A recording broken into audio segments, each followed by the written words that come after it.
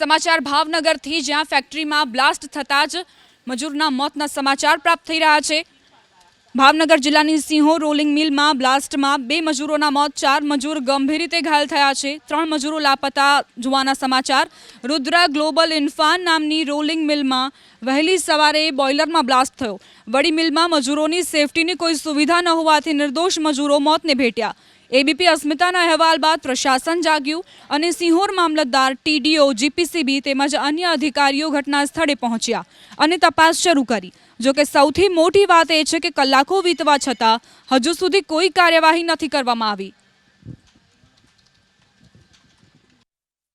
આ રુદ્રા ઇન્ડસ્ટ્રીમાં ગઈકાલે મોડી રાત્રે અહીંયા જે મશીનરી છે એમાં લોખંડ પીગાળવાનું એક મશીન છે, એમાં અહીં કારીગરો કામ કરતા હતા અને ગેસ થવાથી એ જે લોખંડનું લિક્વિડ છે એ બહાર અચાનક ઉડ્યું છે અને અહીંયા જે કામ કરતા હતા એ મજૂરો ઉપર, લેબર ઉપર પડ્યું છે, એટલે એના કારણે આ ઘટના બનવા પામી છે। અને આ ઘટનામાં 3 વ્યક્તિઓને ઈજા થયેલી છે અને 2 વ્યક્તિને ડેથ થયા છે, એવું અત્રેના મેનેજરશ્રી જણાવે છે।